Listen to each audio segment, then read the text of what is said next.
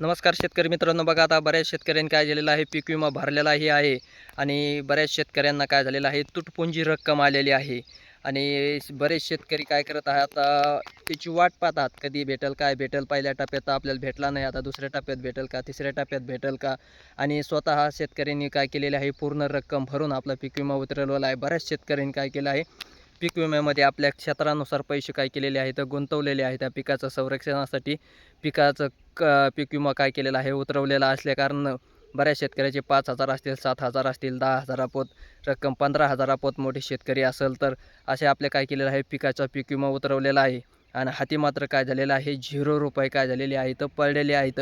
कारण पहिल्या टप्प्यात 1,219 रुपये 1,219 कोटी रुपये काय केले आहेत, जाहीर केलेले आहेत.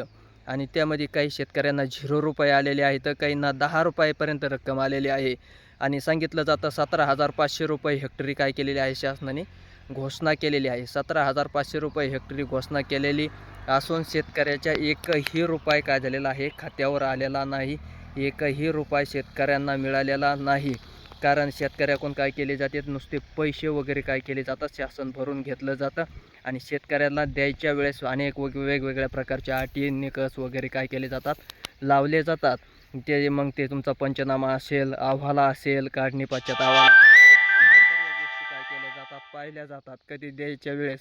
आणि भरून घेता की सर्व शेतकऱ्यांनी काय केलेली असते, 100% रक्कम करोडो रुपये शेतकऱ्याकडून काय केलेले असतात, पीक विमा पोटी शेतकऱ्याकडून भरून घेतलेले असतात. देत्या वेळेस काय केली जाते, तुटपुंजी रक्कम काही शेतकऱ्यांनी जेवढी रक्कम भरली तेवढीसुद्धा काय झालेली आहे, वापस आलेली नाही. आणि शासन तर वेगवेगळ्या प्रकारचे काय केलं जातं, घोषणा केलं जातं. 17,500 रुपये प्रति हेक्टर पीक विमा नुकसान भरपाई काय केलेली आहे, जाहीर केलेली आहे, असंही सांगितलं जातं.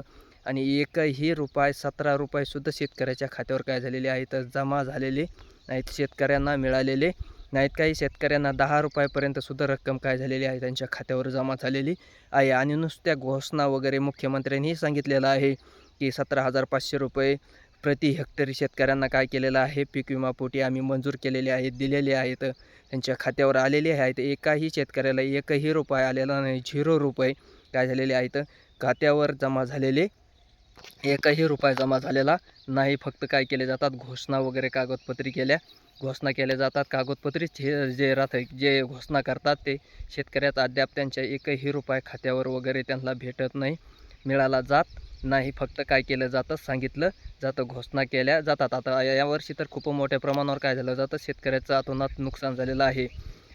पूर परिस्थितीने, अतिवृष्टीने खूप पिकाचं अतोनात नुकसान झालेले असल्या कारणानं ही शेतकऱ्यांनी काय केलेली होते, पीक विमा पोटी रक्कम त्यांची भरलेली होती. त्या शेतकऱ्यांना जवळपास महाराष्ट्रातील 5 ते 6 जिल्ह्यामध्ये जिल्हे तर काय केलेले आहेत, पूर्णचे पूर्ण वगळलेले आहेत. आणि त्यांनी पीक विमा पोटी रक्कम भरलेलीही आहे. अद्याप त्याच्यावर काही हालचाल वगैरे झालेली नाही. त्यानंतर काही मंडळं येतं, काही तालुके येतं, असे वेगवेगळ्या प्रकारचे काय केलेले आहेत, पीक विम्यातून काय केले आहेत, वगळलेले आहेत. असं सर्वच ठिकाणी काय झालेलं आहे, थोडं शेतकऱ्यांना काय केलेले आहेत, काही शेतकऱ्यांना पैसे दिलेले आहेत पीक विम्याचे, काही शेतकरी राहिलेले आहेत. असं सगळ्या महाराष्ट्रात सगळीकडंच काय झालेलं आहे, अशी परिस्थिती उद्भवलेली आहे. धन्यवाद.